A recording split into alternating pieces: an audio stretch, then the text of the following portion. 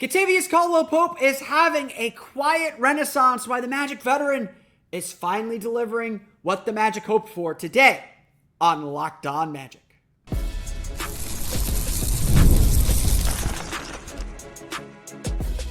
You are Locked On Magic, your daily Orlando Magic podcast, part of the Locked On Podcast Network, your team every day. And you are indeed Locked On Magic. Today is April 3rd, 2025. My name is Philip Rossman. I'm a credentialed member of the Orlando Magic media covering the team for Orlando Magic Daily. You can of course find me on Twitter at PhilipRR_OMD and on Blue Sky at PhilipRR. On today's episode of Locked On Magic, Kentavious Caldwell-Pope has not had the season everybody thought he would have, but he's starting to come around at long last. Why Kentavious Caldwell-Pope's renaissance is a good sign for the Magic heading into the playoffs. We'll get to that coming up here in just a moment. But first, we want to thank you again for making Locked On Magic part of your day every day. No matter when you listen to us, whether it's first thing in the morning, whether it's right when we upload, we truly appreciate you making Locked On Magic your first listen every listen. You can make Locked On Magic an even bigger part of your day with the Locked On Magic Daily Newsletter, the one stop for ultimate team and league coverage delivered right to your inbox. Sign up for free now at LockedOnDaily.com. That's LockedOnDaily.com. And start your day with the all-new free Locked On Magic Newsletter. Today's episode of Locked On Magic is brought to you by FanDuel. Right now, new customers can get $200 in bonus bets when your first $5 bet wins. Franz Wagner put the Orlando Magic's dilemma in as clear terms as has been, as anybody has throughout the course of the season. Franz said, when players make shots, it opens up the driving lanes for him and for Paolo Banchero. Everything works. No doubt, this season and the season struggles have been defined by two things. Injuries to all of the Magic's key players, and the team's inability to make shots at any consistent level. The Magic have been creeping back up lately and are starting to look a little bit better, but the Magic have undoubtedly struggled from three, and it's, again, the defining story of the season. Nobody can trust their three-point shooting, and that's the ball game in the NBA right now. For better or for worse, you got to be able to hit threes to succeed. That's how offenses are designed. That's how that's how you beat the defense, the excellent defenses in the NBA. You got to make shots, and the Magic haven't done that. Of course, and we'll get to some summer stuff here in a minute. Of course, everyone now just says the Magic need to go out and get shooting. They need to go out and get the best shooter they can find. Well, the Magic did that last summer. It is a little annoying to hear people say, oh, the Magic need to go get shooting. And look, they do need to go get shooting. I'm not pretending otherwise, but that's what they did last summer. They may have overpaid for a low-volume three-point shooter like Kentavious Caldwell-Pope, but Kentavious Caldwell-Pope is a 40% three-point shooter for 3 of the last 4 seasons. The other season he didn't, he shot 39. Kentavious Caldwell-Pope was supposed to be the shooter to solve so many of the Magic's problems. Instead, he shot 34.3% from 3 for the season, well below his 36.7% career average. His 54% effective field goal percentage will continue a string of 50% from the floor there, but it's his worst effective field goal percentage since the 2022 season when he was with the Washington Wizards, ironically Thursday's opponent. Kentavious Caldwell-Pope has spent much of the season shooting in the low 30s rather than the mid 30s, and to see him at 34.3% from 3 on 4.4 attempts a game. Again, relatively low sample, but it's more than last year when he was with Denver. To see him shooting 34.3% from 3 is a minor miracle. Because Kentavious Caldwell-Pope is on a tear. It is not just making 7 threes in Tuesday's game against San Antonio Spurs. An absolutely critical change and lift for this Magic team, making 3 of those 7 threes in the fourth quarter as the Magic pulled away. Shooting's important. Going 7 of 9 from the floor. It's that he has made 3 or more three-pointers in 5 of his last 9 games. In fact, Kentavious Caldwell-Pope is looking more and more like the player the Magic imagined.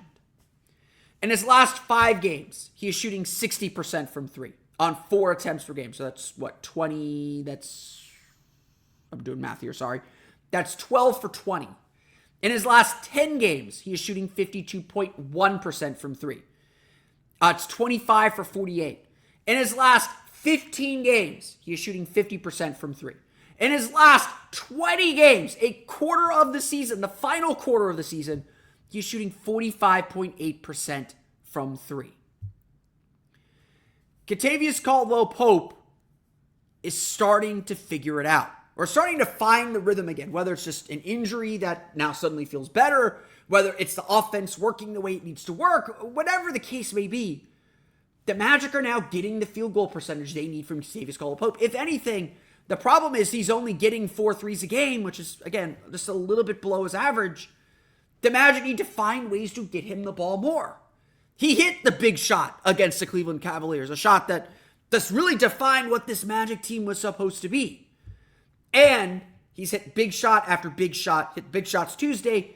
He's mostly hit big shots throughout the course of the last month.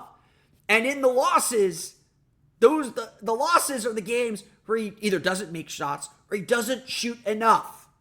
Against the Rockets at home, he was 2 for 8 from 3. You can live with that. Obviously, the game at Houston, he didn't take a shot, and that was a big deal. Against the Dallas Mavericks, he was 0 for 3. Kentavious Caldwell-Pope has suddenly become that reliable shooter. And again, it's no coincidence that he's shooting better and the Magic are shooting better.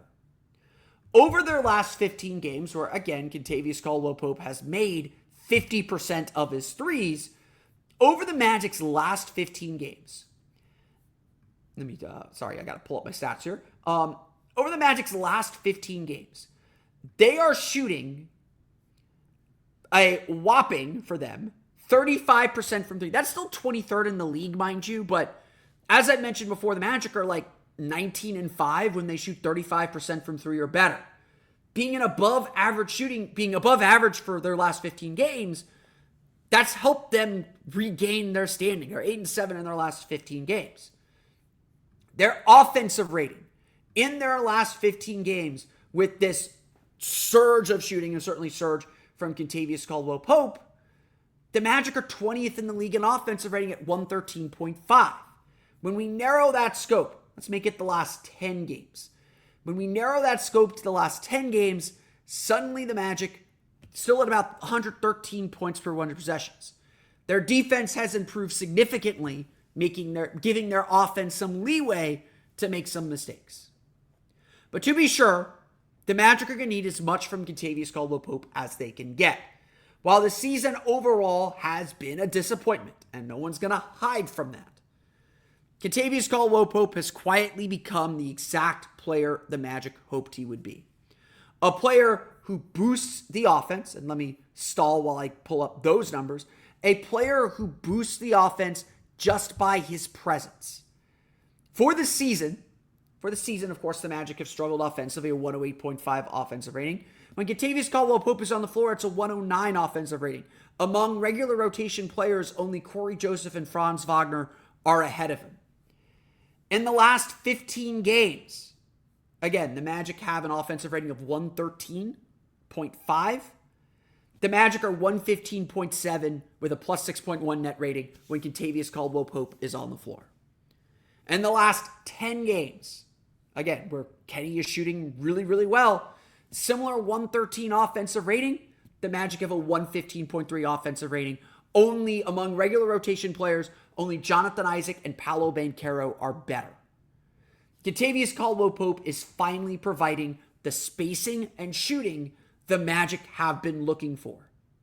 Now, that doesn't necessarily mean the Magic are willing to buy into it. I mean, they should buy into it a little bit more. He's got a better history of playing like he's played for the last 15 to 20 games than he has for the previous 60 or however many, 45, 50, whatever they were before that.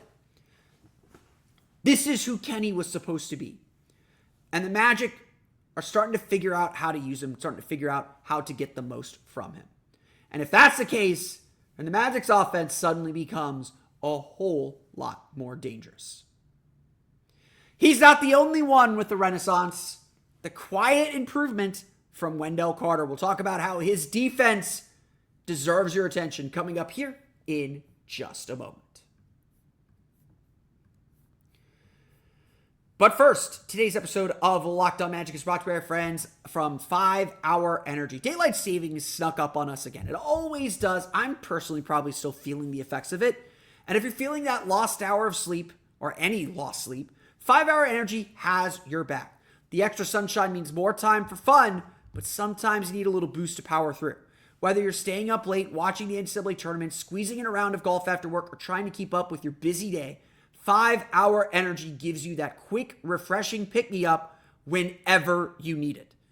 Look, I stay up late watching basketball every night. I stay up late recording this podcast every night, and I need that juice to get me through.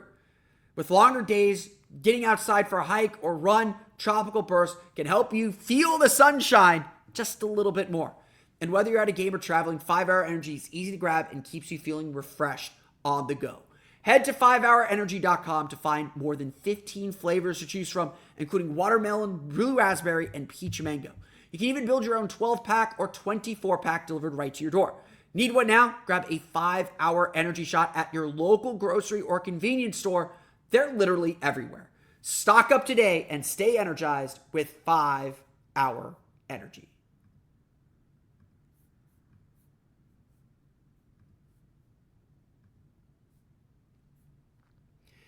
So, Kentavious Caldwell-Pope is not the only one.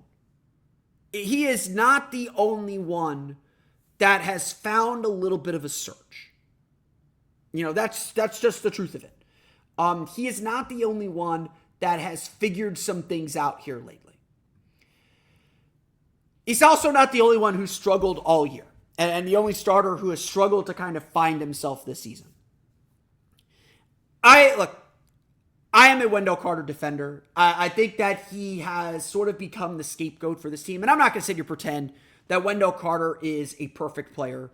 If you've listened to the show long enough, you've heard me talk about how I think that Wendell Carter's inability to play above the rim is ultimately a thing that the Magic are going to have to address. And they're going to need more vertical spacing. The Goga Bitadze experiment worked because Goga Bitadze was a lob threat. Wendell Carter is not a lob threat. And that's one of his big weaknesses, is he lacks a good second jump and he lacks explosion getting off the floor.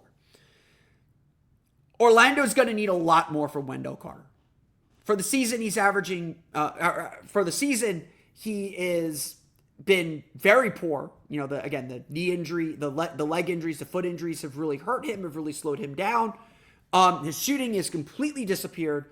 For the season, he's averaging only 9 points per game, 7.3 rebounds per game. It will be his first season averaging fewer than 10 points per game.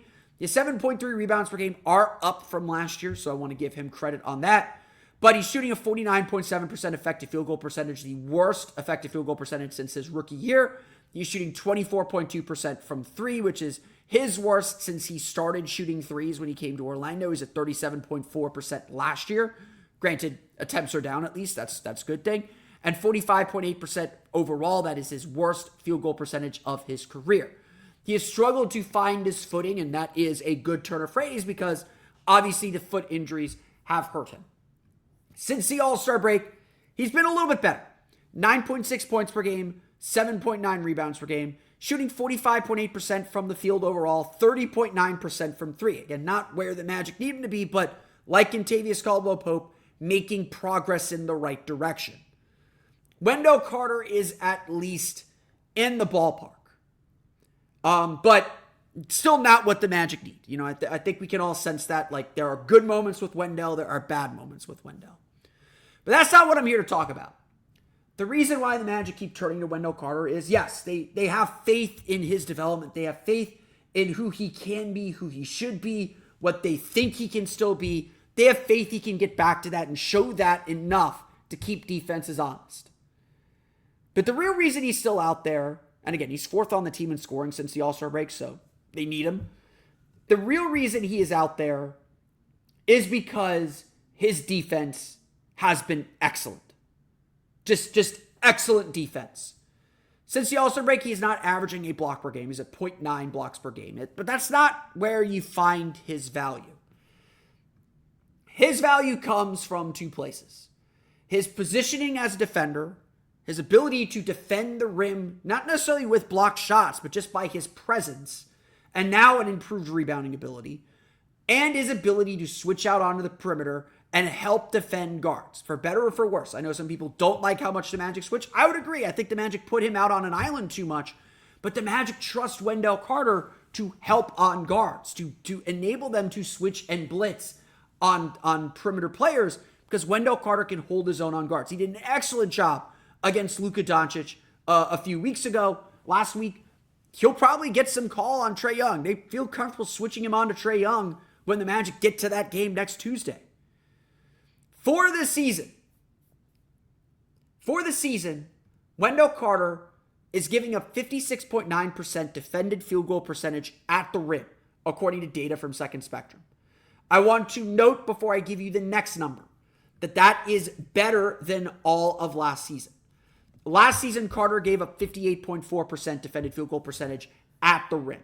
Again, all according to tracking data from Second Spectrum. So Wendell Carter is doing some work. So I mentioned he was at 56% for the entire season.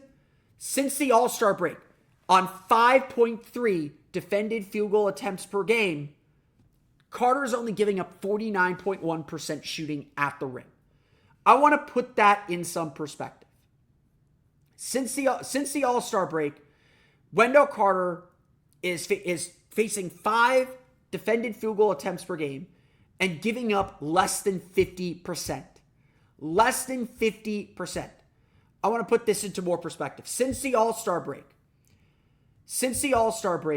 Wendell Carter is 3rd in the league among all players who defend at least 5 field goal attempts per game at the rim in defended field goal percentage. The only 2 players better, Isaiah Stewart, another similarly kind of grounded defensive player, and Donovan Clingan, a rookie who is known for his size and shot blocking. Evan Mobley is sitting at 54.5%. Walker Kessler, who faces 8.2 attempts per game, is at 54.5%. Credit to Alperen Sengun, he's at 55.1. But to be a center facing this many shots at the rim, giving up better than 50% this way is a positive sign. We know how good the Magic's defense has been. 108.3 points per 100 possessions. For the entire season, 109.2 points per 100 possessions. We'll get to that 108.3 number here in a minute. The Magic have a 107.7 defensive rating with Carter on the floor for the season. Since the All-Star break, the Magic are giving up 110.5 points per 100 possessions. With Carter on the floor, it's 107. In the last 15 games, the Magic are giving up 109.7 points per 100 possessions. Wendell Carter is giving up when Wendell Carter's on the floor, the Magic are giving up 105.7. A lot of these numbers and most defensive numbers take with your grains of salt. Don't believe everything. Don't buy into everything. It's hard to measure individual defensive impact. But all of these numbers suggest that Wendell Carter has turned himself into one of the elite defensive bigs in the league. That's what the numbers suggest. I would argue the eye test still says there are some things to clean up. Needs to be a better rebounder, needs to avoid fouling. That has been a big issue intermittently. His intensity and his play comes and goes. You can tell bad plays really get on him. But, as I just mentioned, the Magic are making progress. Kentavious Caldwell-Pope's found his shooting. Wendell Carter's shooting hasn't come around, and his offense still has a long way to go. But this is the defense they expected from Wendell Carter. This is more than the defense they expected from Wendell Carter. This is a big boost. And the reason why the Magic will continue to turn to Dell is because they know how reliable he is on defense. Again, I wouldn't say he's the best defense. I wouldn't say he's like completely game-changing defender since the All-Star break, but I would agree with these numbers and saying he's been impactful. He has been so much better. And the Magic will take every improvement they can get. Whatever they can get offensively from him is great because his defense has really helped this team get themselves back on track. So, what else is playing a little bit better? Well, I got one thing. The offense is actually kind of working right now. Why panic isn't the right word offensively, but we'll talk a little bit about what Zach Lowe had to say on the Bill Simmons show, on the Bill Simmons podcast, and why I am only at like a high yellow alert. We're not at red alert on the offense for me. We'll talk about that coming up here in just a moment. But first, today's episode of Locked On Magic is brought to you by our friends over at FanDuel. The NCAA tournament is here, and FanDuel is giving you the chance to get in on the action like never before. Right now, new customers can get $200 in bonus bets when your first $5 bet wins. That's $200 extra bucks to use on everything from buzzer beaters to Cinderella stories and even who's cutting down the nets. There are no underdogs left. But obviously, our Florida Gators are in the NCAA tournament. We want them to win, and FanDuel makes it easy to back them with spreads, totals, and game props. With tournament games happening Saturday and Monday, there's always something exciting to bet on. Plus, NBA is still going on. There's still so much to get to. The FanDuel app is simple to use, and when you win, you get paid instantly, no waiting around. So visit FanDuel.com and get in on the college hoops action all tournament long. So, Zach Lowe is back. Thank you. Happy to have Zach Lowe back. He was back on the Bill Simmons podcast, the Zach Lowe show coming from our friends at The Ringer here very, very soon. Good to have one of the best, if not the best basketball writer and analyst back on the airwaves for the upcoming playoffs. But on his debut episode, a debut run with The Ringer, the Magic caught some strays. And honestly, rightfully so. The Magic didn't catch any strays. I caught a stray. And I responded in kind on Twitter. I love Zach Lowe. Love you, bud. Appreciate you as always. I hope you saw the thread of all the times I've written about the offense and talked about the offense here this season. If you haven't listened to the hour and a half podcast, which is just long, I try to limit to 30. I'm at 22 minutes right now, so I'm going to try and get this done quickly. If you listen to that segment of the podcast, Zach Lowe's point, they were talking about coaches on the hot seat heading into the playoffs. And Zach Lowe prefaced it by saying his seat is not hot, not in trouble, and I agree with that analysis. But at some point, we got to look at Jamal Mosley. And at some point, we got to ask questions about Jamal Mosley and whether he can form a functioning offense. There's no denying it. There's no pretending. The Magic offense has sucked. I'm not going to sit here and tell you the offense is great. I'm not going to sit here and tell you that all is hunky-dory and peachy keen and all that fun stuff. The Magic offense has to be better. Just plain and simple, the Magic offense has to be better. And look, Orlando right now is 27th in the league in offensive rating, 108.5 points per 100 possessions. That's not good enough to take advantage of their second-rated defense. Their incredible defense. In fact, the next lowest team that's going to be in the postseason is the Miami Heat at 21st in the league at 112. They are 3.5 points per 100 possessions better than the Magic. All the Magic have to do is be at like 115, and they'll dominate the league. They just have to have an average offense to be really, maybe not elite good or championship level good, but pretty good. And so I would agree that this summer, the Magic must substantially impact their offense. And we know the problems, like shooting is an issue. Shooting is a major issue for this team. We know that this team doesn't have enough creators, that they could really use an organizer, someone that's just going to keep the pace up, that won't let the ball slow down as much as it does on this team. The Magic have talked about it a ton over the last few weeks, and we'll get to those numbers here in a minute.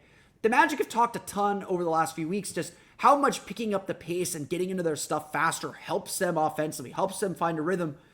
They're 29th in the league in pace in terms of possessions per 48 minutes. They're bottom 10 in the league in seconds to shot, according to Unpredictable. the Magic have to get into their offense faster and just get up more shots. And, they're fine. They're going to be very comfortable in the playoffs when it's tight, but Orlando struggles to crack good defenses. They struggle to get good shots. Obviously, the shooting's been a disaster this year. It's been better. I'll get to those numbers in a minute. The Magic have to meaningfully impact their offense this summer.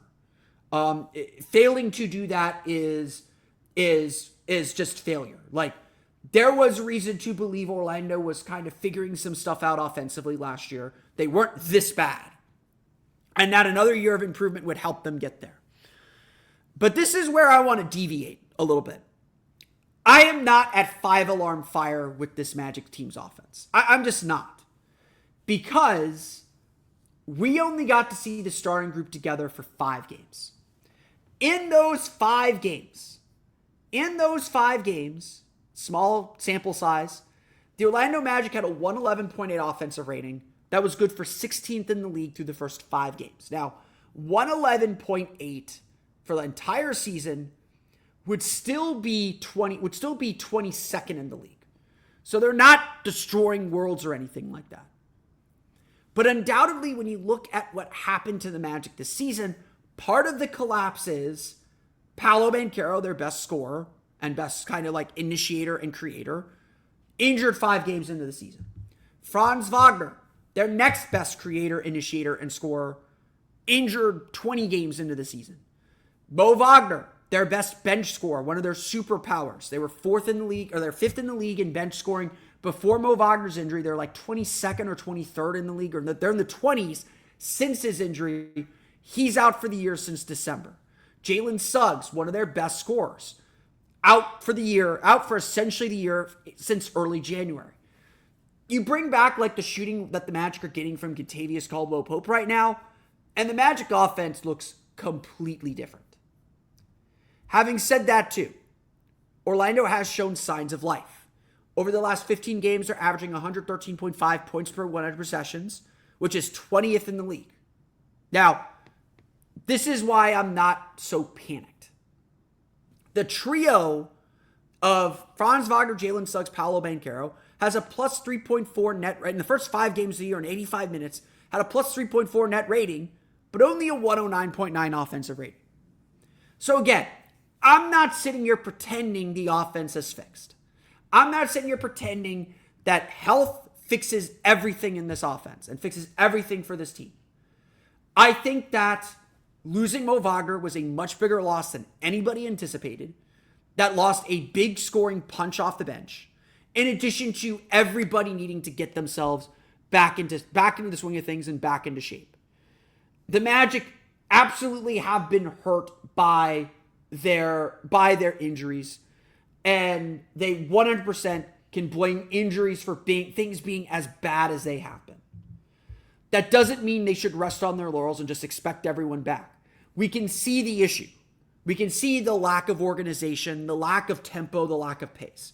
We can see the lack of creators.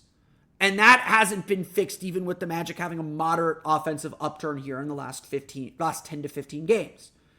The Magic need more guys who want to score the ball. You go through all the Magic's draft picks, you go through all the players who are playing. Paolo Banchero, Franz Wagner want to score. Cole Anthony wants to score. Everybody else, you're not sure if they want to score or not. Anthony Black does sometimes. Kentavious Caldwell-Pope's a spot-up shooter. He'll shoot when he's open, but he's not creating. Wendell Carter can be a little afraid of the ball. Goga Bitadze is just a lob threat. Jonathan Isaac has no offensive skills, essentially, at this point. The Magic need more offensive-minded players. They need more guys who are confident enough to put the ball on the floor, create for teammates, or go get their own shot. There's just not enough guys who want to take a shot or can create their own shot at the end of a shot clock. If the ball is not in Paolo or Franz's hands at the end of a shot clock, there is no faith that anyone's going to make a shot outside of maybe Cole.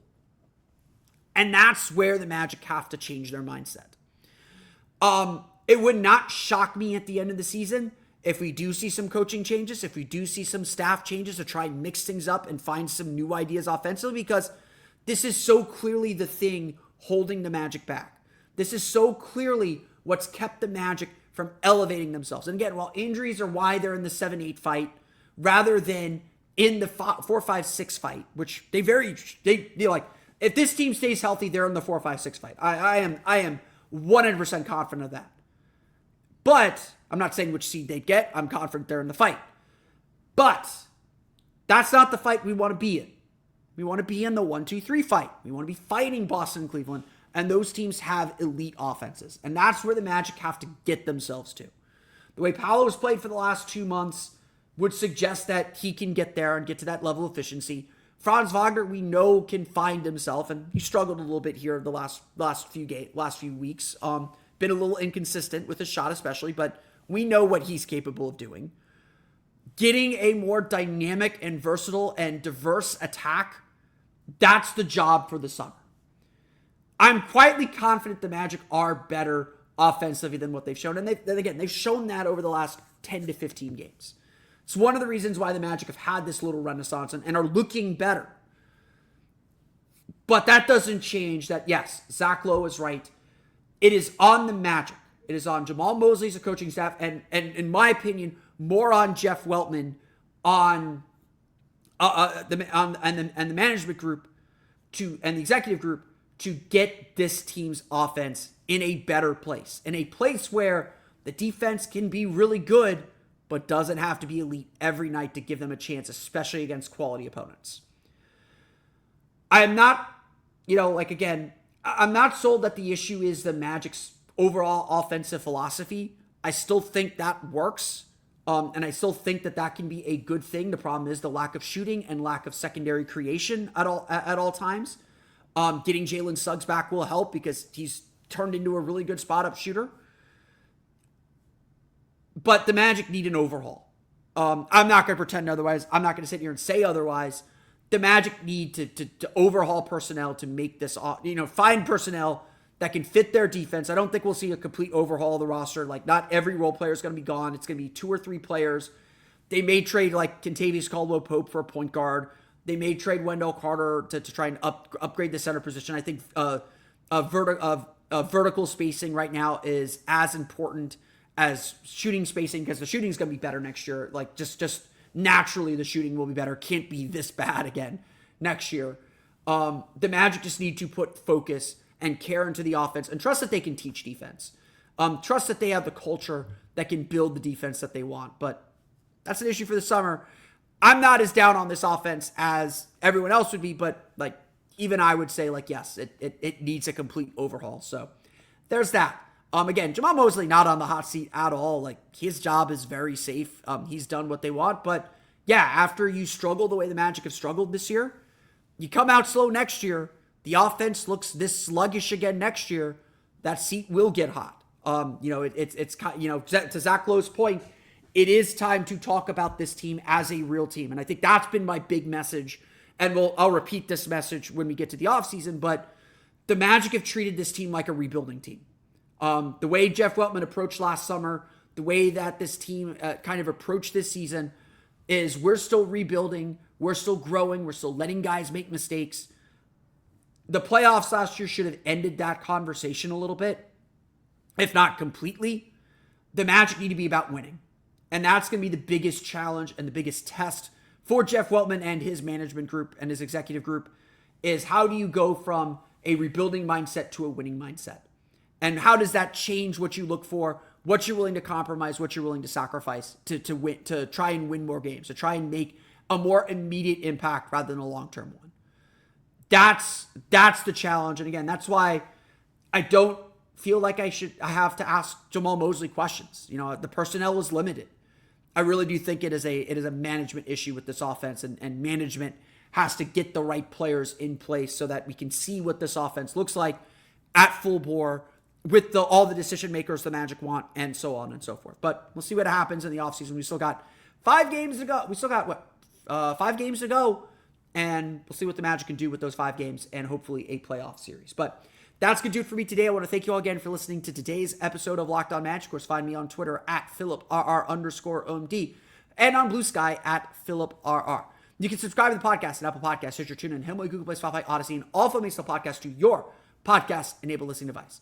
For the latest on the Orlando Magic, be sure to check out OrlandoMagicDaily.com. You can find us there on Twitter at OMagicDaily And for even more Orlando Magic content, be sure to check out my Patreon page, the Orlando Magic Hub, at patreon.com/Orlando Magic Hub. As always, thank you for your support. As if all that's not enough, we can now check out the Locked On Magic daily newsletter, the one-stop for ultimate team and league coverage delivered right to your inbox. Sign up for free now at LockedOnDaily.com. That's LockedOnDaily.com, and start your day with the all-new free Locked On Magic newsletter. Since you made it all the way to the end, I want to remind you all I am doing a live episode Sunday night at 5 p.m. Eastern Time. The plan is to go live at 5 and just answer all your questions. Get ready for the last week of the season. Start previewing the playoffs a little bit in the postseason. Start previewing the summer. Bring your questions. I'm going to be there to answer your questions. Get you ready for the last week of the season. That will be on the Locked On Magic YouTube page, as well as on the Orlando Magic Daily X page via X Spaces at O Magic Daily. So be sure to put that on your calendar now, and we'll see you there Sunday evening. But that's going to do it for me today. I want to thank you all again for listening to today's episode of Locked On Magic. We'll be back tomorrow to talk about the Orlando Magic's game against the Washington Wizards, and maybe the Magic being one game up on the Atlanta Hawks, or the Hawks get their 2 games in hand. We'll get to that on tomorrow's episode of Locked On Magic. But until then, for Orlando Magic Daily and Locked On Magic, this has been Philip Rossman-Reich. We'll see you all again next time for another episode of Locked On Magic.